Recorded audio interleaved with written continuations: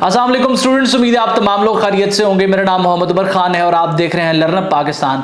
आज के इस लेक्चर में हम पाकिस्तान स्टडीज़ की क्लास नंबर 16 को डिस्कस करने वाले हैं। इससे पहले 15 लेक्चर्स इस चैनल पर अपलोड किए जा चुके हैं पाकिस्तान स्टडीज़ के सब्जेक्ट को प्रिपेयर करने के लिए। अगर आप किसी भी वन पेपर एग्जाम को प्रिपेयर करना चाहते हैं तो उन लेक्चर्स को लाजमी आपने सुनना है। उन लेक्चर्स का लिंक आपको डिस्क्रिप्शन में मिल जाएगा। एक पूरी प्लेलिस्ट अपलोड की गई है जिसमें हर टॉपिक को डिस्क्रिप्टिव लेवल पे, कंसेप्चुअल लेवल पे हमने पढ़ाया है और उसके बाद उससे कनेक्टेड जो इंपॉर्टेंट क्वेश्चंस एग्जाम में आ चुके हैं वो भी आपके साथ डिस्कस किए हैं। आज का हमारा लेक्चर भी इसी पैटर्न को फॉलो करेगा। लेकिन इस लेक्चर को स्टार्ट करते हुए मैं आप तमाम स्टूडेंट्स को बता दूं कि अगर आप किसी भी वन पेपर एग्जाम को प्रिपेयर कर रहे हैं और तैयारी के लिए प्रिपरेटरी मटेरियल हासिल करना चाहते हैं जो बिल्कुल फ्री हो और इसके साथ साथ डेली बेसिस पे अपने आप को अपडेटेड रखना चाहते हैं तैयारी के साथ, तो आप हमारी स्टूडेंट कम्युनिटी को ज्वाइन कर सकते हैं। इस कम्युनिटी को ज्वाइन करना बिल्कुल फ्री ऑफ कॉस्ट है। इसका लिंक आपको डिस्क्रिप्शन में मिलेगा। लिंक अगर आप यूज ना करना चाहें तो सिंपली आप इस नंबर पर व्हाट्सएप मैसेज करेंगे, आपको कम्युनिटी में ऐड कर दिया जाएगा। डेली बेसिस पे preparatory material in the form of quiz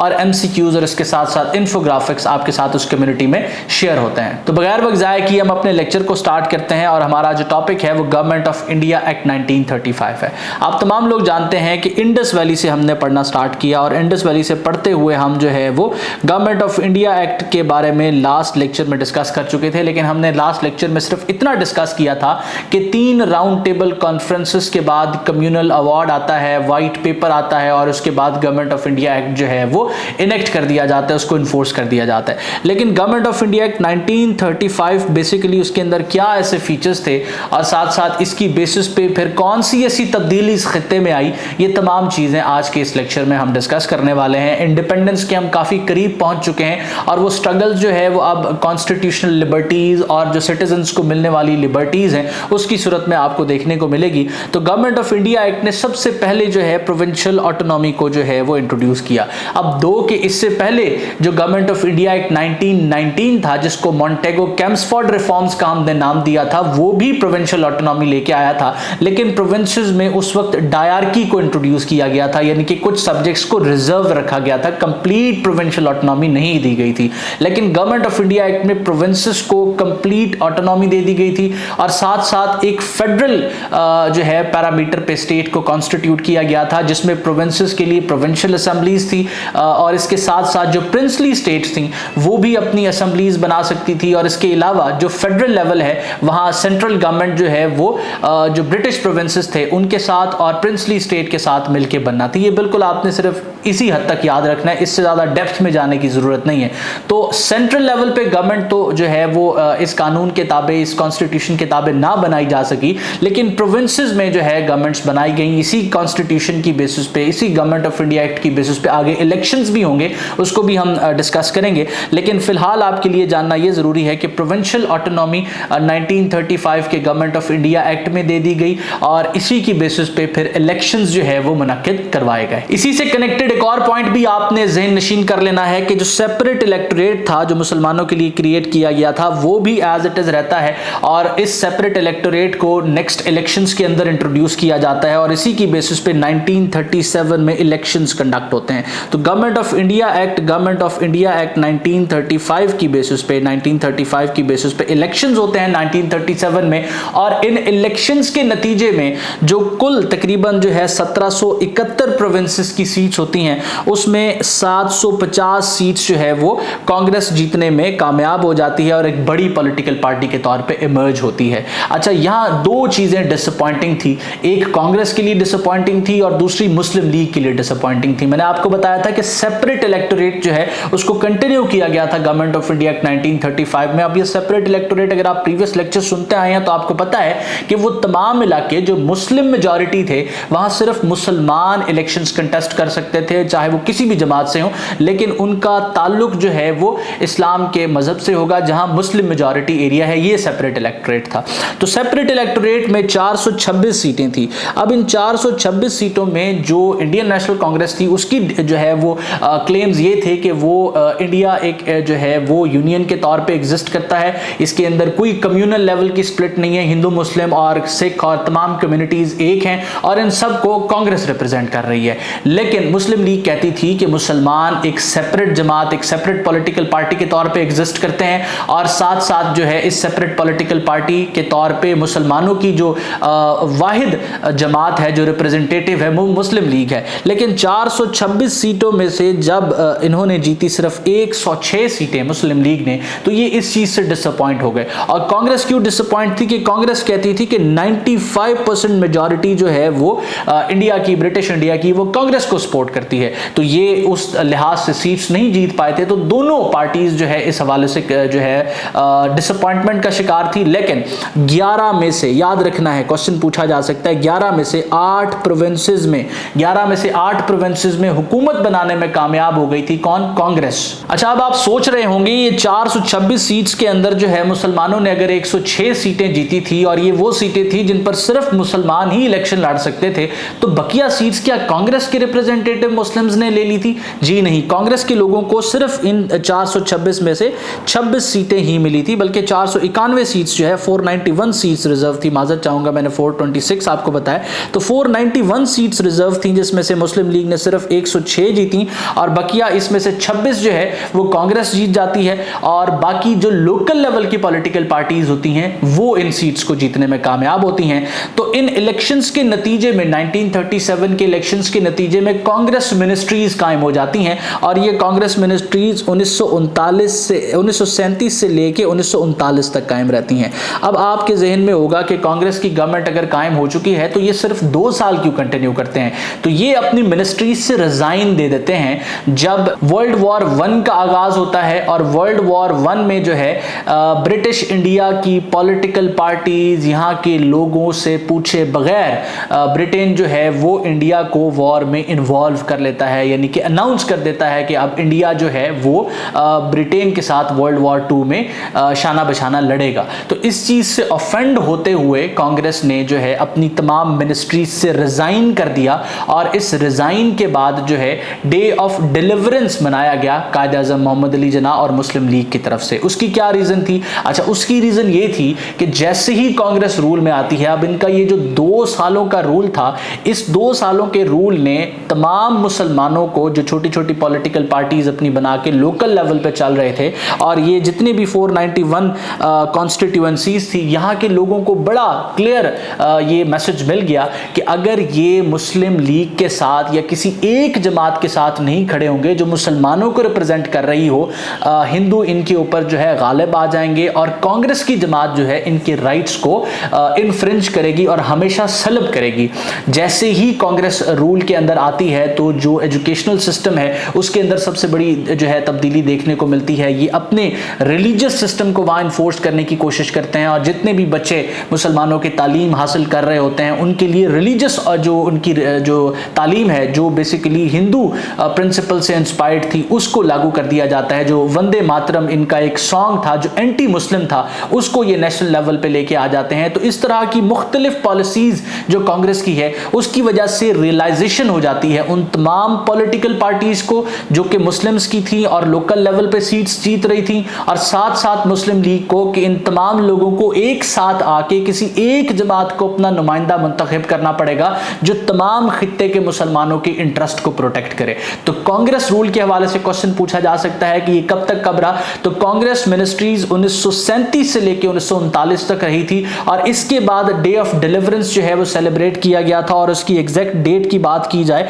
तो 22 दिसंबर 1939 की डेट के हवाले से क्वेश्चन पूछा जा सकता है। 22 दिसंबर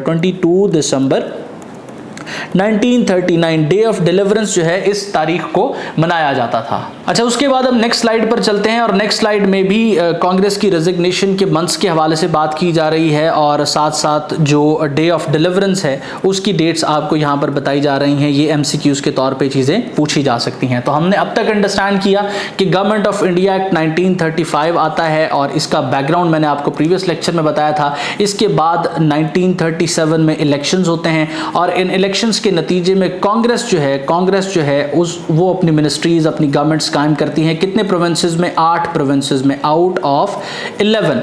अच्छा, अब ये कांग्रेस मिनिस्ट्रीज 1939 के अंदर रिजाइन कर देती हैं। उसकी रीजन क्या होती है कि वर्ल्ड वॉर 2 स्टार्ट होती है और ब्रिटिश एम्पायर जो है, ब्रिटिश इंडिया को यहाँ की पॉलिटिकल पार्टीज और लोगों से पूछे बगैर जंग में दोबारा से धकेल देते हैं। इसके बाद मैंने आपको बताया कि डे ऑफ डिलीवरेंस जो है वो मनाया जाता है 22 दिसंबर 1939 को। उसके बाद लाहौर रेजोल्यूशन होती है। अब लाहौर रेजोल्यूशन की तरफ बढ़ने से पहले मैं आप तमाम स्टूडेंट्स को बता दूं कि अगर आप वन पेपर एग्जाम को प्रिपेयर कर रहे हैं, चाहे पीपीएससी को, एफपीएससी को, एसपीएससी को या किसी भी और वैकेंसी के लिए अगर आप तैयारी कर रहे हैं, तो बेहतरीन किताब आप एलिमेंट्स ऑफ वन पेपर को जो है इस हवाले से कंसीडर कर सकते हैं। अब एलिमेंट्स ऑफ वन पेपर किस तरह की किताब है, इसके अंदर किस तरह का मटेरियल आपको प्रोवाइडेड है, ये तमाम चीजें हमने इस चैनल पर एक वीडियो अपलोड किया, आप उसमें देख सकते हैं, जिसमें इस किताब को ओपन करके हर एक सेक्शन को इलाबोरेट किया गया है और आपको बताया गया है कि इस किताब पे आपको क्यों रिलाई करना चाहिए। आप इस किताब को करीब 3 स्टोर से खरीद सकते हैं, सिंपली ये पिक्चर दिखाएं, आपको ये किताब मिल जाएगी। और इसके अलावा आप इसको ऑनलाइन ऑर्डर भी कर सकते हैं। इस नंबर पे आपने व्हाट्सएप मैसेज करना है, हमारी टीम आपको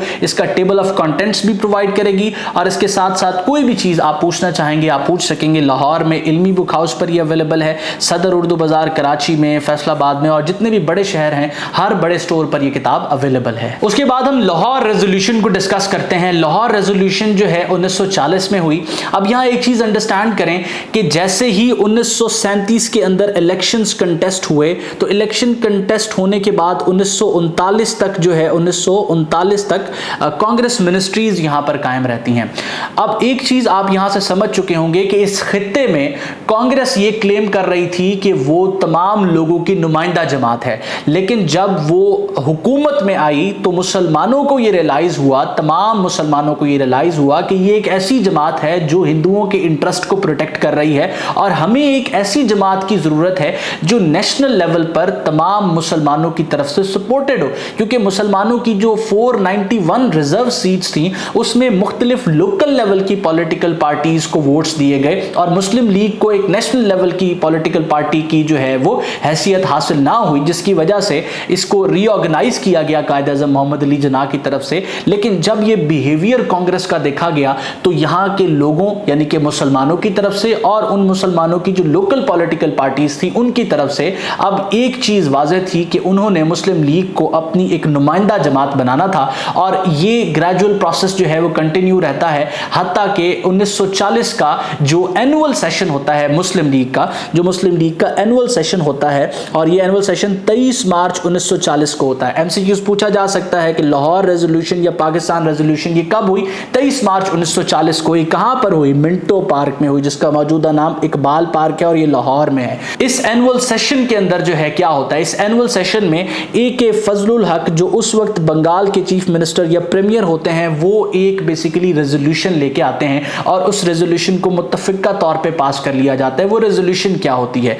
वो रेजोल्यूशन ये होती है कि जितने भी नॉर्थ वेस्टर्न और ईस्टर्न रीजन्स के अंदर जो मुस्लिम मेजॉरिटी एरियाज हैं उन मुस्लिम मेजॉरिटी एरियाज को ग्रुप करने के बाद इंडिपेंडेंट स्टेट्स का दर्जा दे दिया जाए, जो इंडिपेंडेंट स्टेट्स ऑटोनॉमस भी हो और सॉवरन भी हो। अब एक चीज ज़हन में रखें कि इस रेजोल्यूशन का नाम पाकिस्तान रेजोल्यूशन नहीं था, इनिशियली लाहौर रेजोल्यूशन था। बाद में इसके साथ पाकिस्तान के वर्ड को एसोसिएट कर दिया गया क्योंकि अब मुसलमानों की जो डिमांड थी वो डिमांड ये थी कि हमें सेपरेट कॉन्स्टिट्यूएंट यूनिट्स चाहिए या सेपरेट स्टेट्स चाहिए जहां सिर्फ और सिर्फ मुसलमान अपनी हुकूमत कायम कर सकें, जिसका इंडिया के साथ कोई ताल्लुक ना हो। इससे पहले जितनी भी स्ट्रगल थी वो मुसलमानों के इंटरेस्ट को प्रोटेक्ट करने के लिए हो रही थी, लेकिन अब कांग्रेस की डिमांड थी कि अंग्रेज यहां से चले जाएं और हुकूमत हमारे हाथ में हो, और मुस्लिम लीग की अब यह डिमांड थी कि जिन इलाकों में मुसलमानों की मेजॉरिटी है उन इलाकों को हिंदुस्तान से, इंडिया से सेपरेट कर दिया जाए और सेपरेट जो है स्टेट्स का दर्जा, जो कि सॉवरन स्टेट्स हों, उनका दर्जा दे दिया जाए। तो अब ये रेजोल्यूशन जो है 1940 में पास होती है। इसके बाद इसके साथ एसोसिएट किया जाता है वर्ड पाकिस्तान और इसको पाकिस्तान रेजोल्यूशन का नाम दिया जाता है। अब नेक्स्ट अगर आप स्लाइड देखें तो यही वो 2 पॉइंट्स हैं जो मैंने आपको क्लियर किए कि पाकिस्तान इनिशियली इसके साथ एसोसिएटेड नहीं था, इस रेजोल्यूशन के नेम के साथ इसका नाम लाहौर रेजोल्यूशन था, लेकिन बाद में ये पाकिस्तान रेजोल्यूशन के नाम से पॉपुलर होती है। और एमसीक्यूज आपको इसी कॉन्टेक्स्ट में पूछा जा सकता है कि लाहौर रेजोल्यूशन का दूसरा नाम क्या है या पाकिस्तान रेजोल्यूशन का दूसरा नाम क्या है, या इसकी डेट पूछी जा सकती है। अब इस तरह की डेट्स तो डेफिनेटली आपको पता होनी चाहिए ना। एक ऐसी करारदाद जो कि बेसिकली पाकिस्तान की बुनियाद बनती है तो उस करारदाद के बारे में आपको, उसकी डेट्स के बारे में आपको पता होनी चाहिए।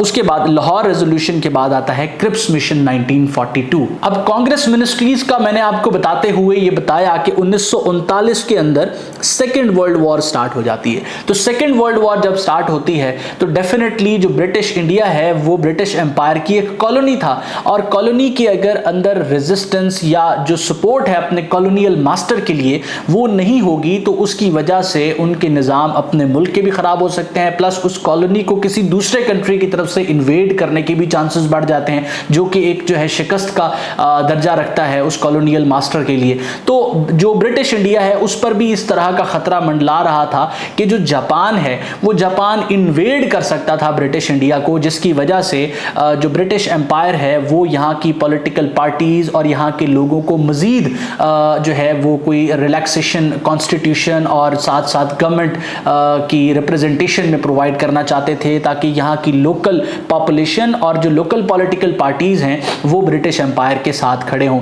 इसी सिलसिले में जो क्रिप्स मिशन है वो 1942 की डेट है उसके साथ एसोसिएटेड। तो ये 22 मार्च 1942 को सर स्टैफर्ड क्रिप्स जो है उसकी लीडरशिप में आता है। और इसका पर्पस क्या होता है? इसका पर्पस होता है कि ये कुछ प्रपोजल्स लेके आए होते हैं और ये प्रपोजल्स क्या होते हैं? सबसे पहले तो ये डोमिनियन स्टेटस देने की बात करते हैं कि अगर यहाँ की पॉलिटिकल पार्टीज और यहाँ के लोकल लोग अगर ब्रिटिश एम्पायर को सपोर्ट करते हैं वर्ल्ड वॉर 2 में और मुकम्मल सपोर्ट और अनकंडीशनल सपोर्ट करते हैं तो वॉर खत्म होने के बाद जो है इनको क्या दे दिया जाएगा? डोमिनियन स्टेटस दे दिया जाएगा। इसके बाद क्रिप्स मिशन में एक और इंपॉर्टेंट पॉइंट ये था कि वो लोग जो कि ब्रिटिश इंडिया से ताल्लुक रखते हैं वो अब अपना कॉन्स्टिट्यूशन खुद बना सकेंगे और कॉन्स्टिट्यूशन बनाने के लिए असेंबलीज से डायरेक्टली लोग लिए जाएंगे और इसमें जो ब्रिटिश एम्पायर है वो इंटरफेयर नहीं करेगा। इसके साथ साथ इसकी जो डिस्प्यूटेड क्लॉज थी वो ये थी कि अगर कोई भी जो प्रोविंस है वो उस कॉन्स्टिट्यूशन से डिसएग्री करे तो वो सेपरेट होके अपना कॉन्स्टिट्यूशन बना सकता था और अपने आप को एक सेपरेट यूनियन के तौर पे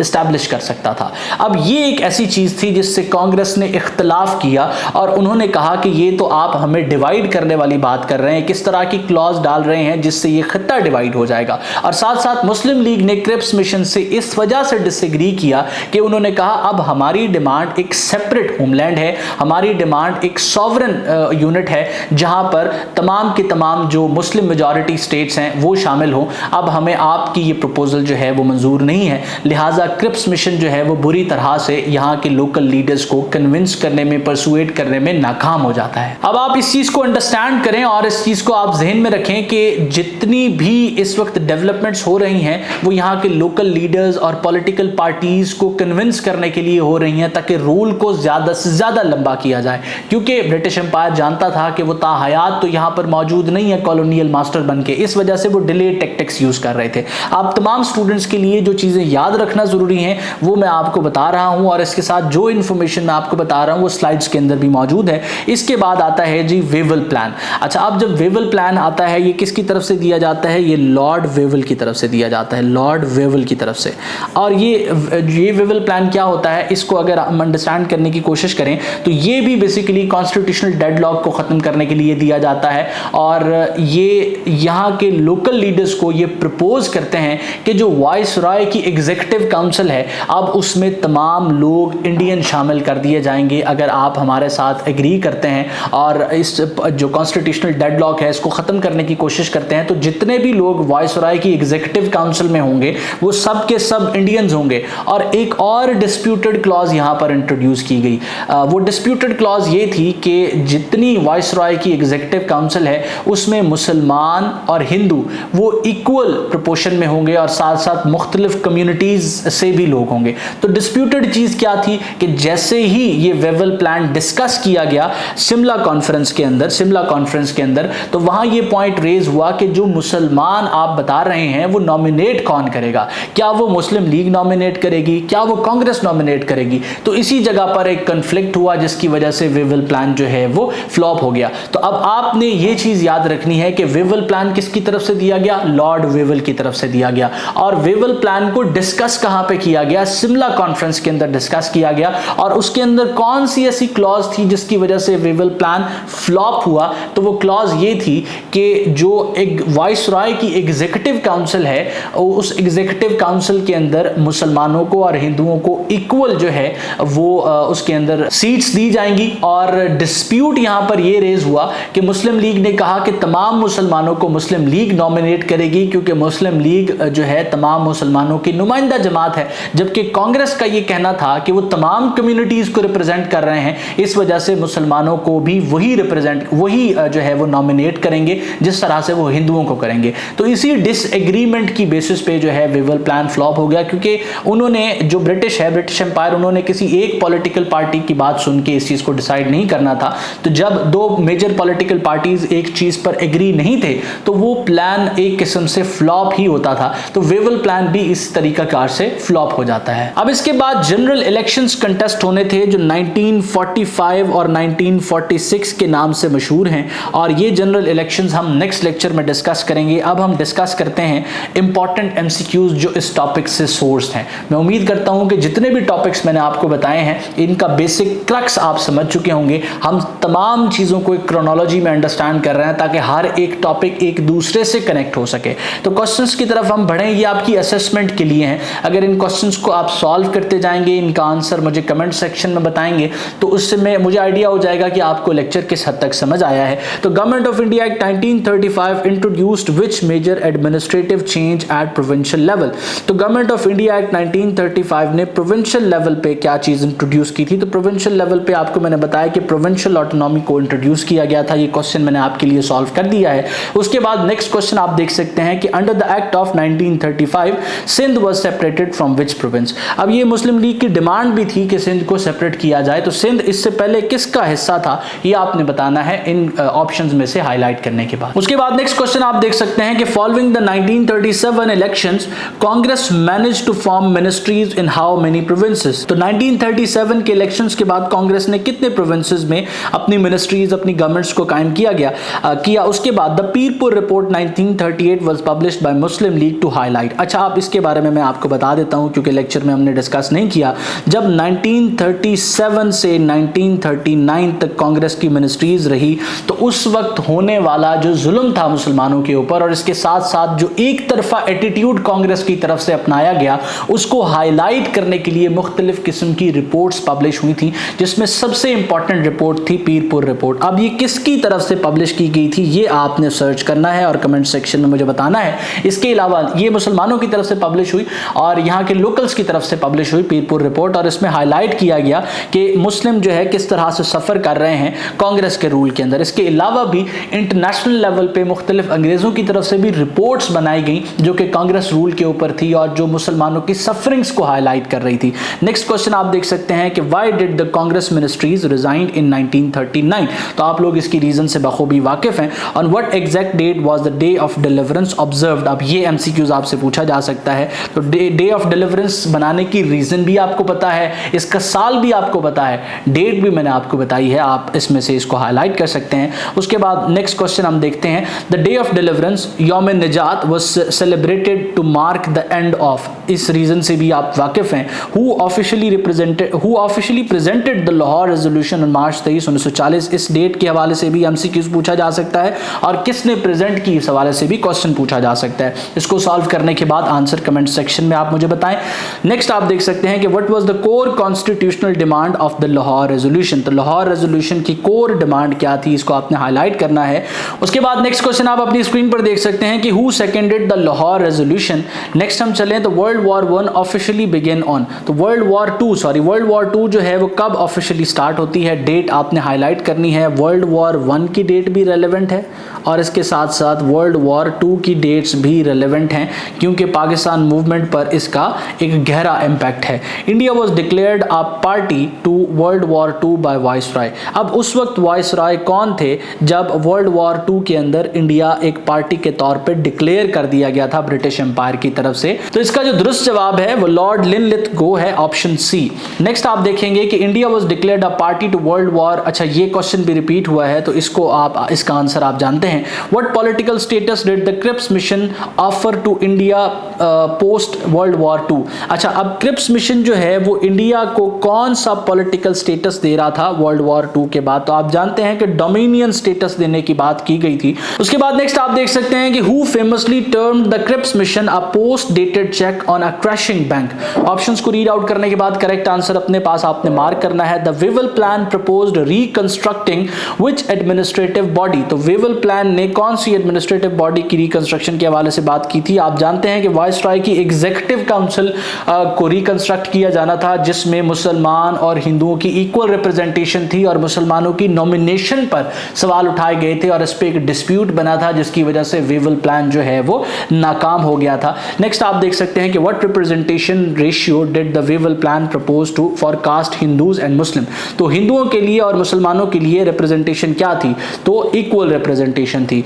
who represented the Indian National Congress as its president at the Shimla conference. अच्छा, अब इंडियन नेशनल कांग्रेस को उसके प्रेसिडेंट के तौर पे शिमला कॉन्फ्रेंस जहां पे वेवल प्लान डिस्कस हुआ था, किसने रिप्रेजेंट किया था। अगर आपको करेक्ट आंसर नहीं पता तो आप इसको सर्च कर सकते हैं क्योंकि कुछ चीजें मैंने लेक्चर के अंदर मिस की हैं जिनको एमसीक्यूज के अंदर मैंने आपको बताया है, तो उनको आपने सर्च करना है। सर्च करने के बाद इसका करेक्ट आंसर मुझे आपने बताना है। तो ये हमारा लेक्चर था जिसमें गवर्नमेंट ऑफ इंडिया एक्ट से हमने डिस्कस करना स्टार्ट किया, कांग्रेस मिनिस्ट्रीज को डिस्कस किया, कांग्रेस मिनिस्ट्रीज के बाद लाहौर रेजोल्यूशन के बारे में पढ़ा, लाहौर रेजोल्यूशन के बाद क्रिप्स मिशन के बाद जो है वेवल प्लान और साथ साथ शिमला कॉन्फ्रेंस को डिस्कस किया। अगर आप एक ऐसे कैंडिडेट हैं जो किसी रिसोर्स की तलाश में हैं तो मैंने आपको जिस तरह बताया कि आप एलिमेंट्स ऑफ वन पेपर पर रिलाई कर सकते हैं। इसके अलावा हमारे इदारे की वेबसाइट mcqs.learnupakistan.com आप तमाम स्टूडेंट्स के लिए बिल्कुल फ्री है, जहां हजारों की तादाद में एमसीक्यूज मौजूद हैं और डिवीजन हमने सब्जेक्ट वाइज और टॉपिक वाइज वहां पर एमसीक्यूज की हुई है। तो उस वेबसाइट का लिंक भी आपको डिस्क्रिप्शन में मिल जाएगा, वहां से भी आप तैयारी कर सकते हैं। आपके जहन में अगर कोई भी सवाल है, कोई चीज आपको कंफ्यूज करती है, आप हमसे डिस्कस कर सकते हैं। हमारी टीम आपको असिस्ट करने के लिए मौजूद है। सिंपली इस नंबर को आपने यूज करना है। अपना बहुत सारा ख्याल रखिएगा, दुआ में मुझे और मेरी टीम को जरूर याद रखिएगा। अल्लाह हाफिज।